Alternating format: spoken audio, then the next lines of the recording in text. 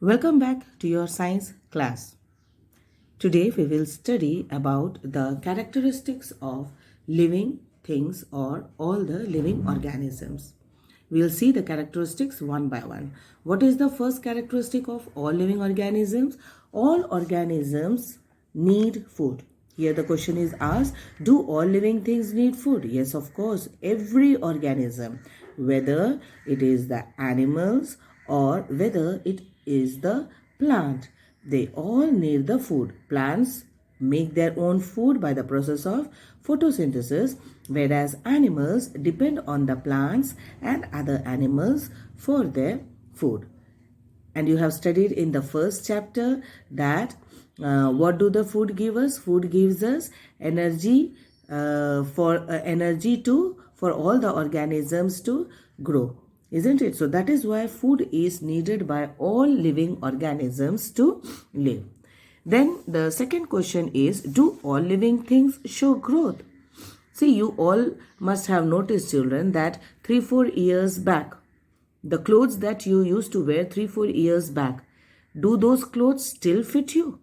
No, isn't it? Those clothes do not still fit you. Why? What is the reason? The reason is that within these 4 years, you have shown growth.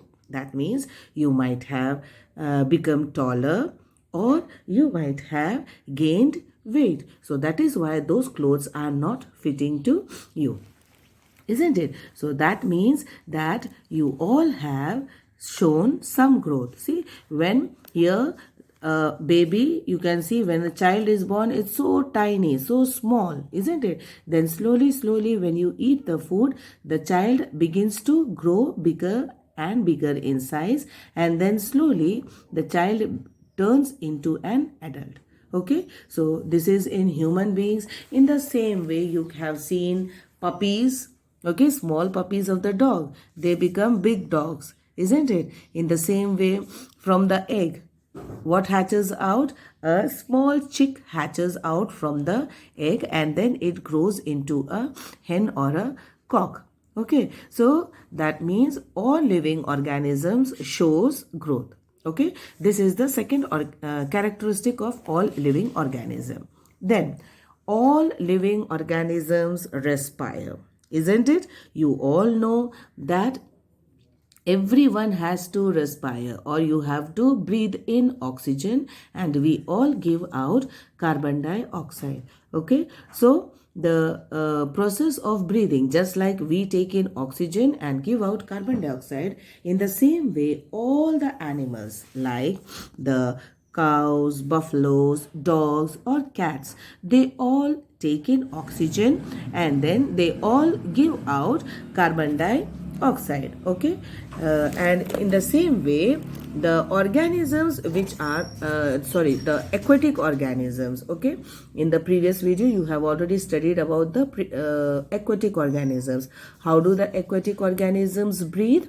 The aquatic organisms, they take in the dissolved oxygen. Okay, the oxygen which is present in the water, like fish. Okay, what do the fish do? The fish use gills for taking in the oxygen dissolved in the water. Whatever oxygen is present in the water, that is taken by the gills of the fish. So they also take in oxygen which is dissolved in the water. Okay, then in the same way, earthworms. How do the earthworms breathe? The earthworms breathe through their skin, isn't it? So again you have seen that all the organisms have to respire. Okay, or you can say that they need respiration is an important part of all the organisms. Okay, then the next characteristic is, do all living things respond to stimuli?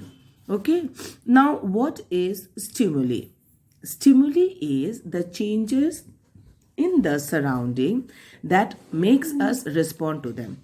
Okay, for example, children, that if you your mother has kept some vessel or a utensil on the gas, okay, and that gas is switched on.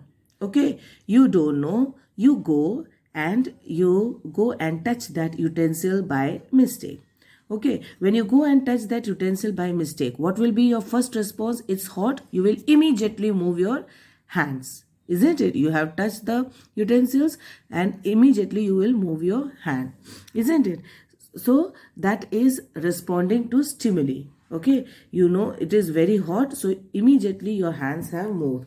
In the same way, if you suddenly move from a dark place, if you are inside your rooms and it is dark, and then all of a sudden you move out into the bright sunlight, what happens?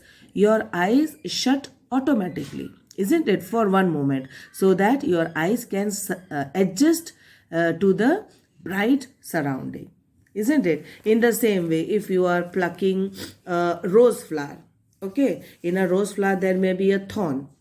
What will happen if the thorn gets into your hand? You will immediately move your fingers. So all these things are responding to stimuli.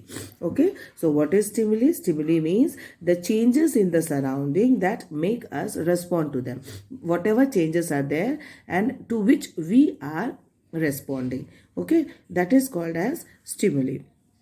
You must have seen that at night there are some animals like the cockroaches in your kitchen. If you have switched off the lights and you have gone out to market, okay, and then if you come back from the market and you go and switch on the lights in the kitchen, what will you see? You will see all the cockroaches running here and there and here and there, running back. So what is it? The cockroach is responding to the stimuli, isn't it? They are responding to the stimuli. Then in the same way, do plants respond to stimuli? Yes, plants also respond to stimuli, some of them. Okay, see, there are flowers of some plants which bloom only at night, isn't it? They bloom only at night. You must have heard about Raat ki Rani, isn't it? The Raat ki Rani, the flowers of Raat ki Rani blooms only at night. In the same way, you must have seen the touch me not plant. Okay, the touch me not plant, what is the name of that plant? It is called as mimosa.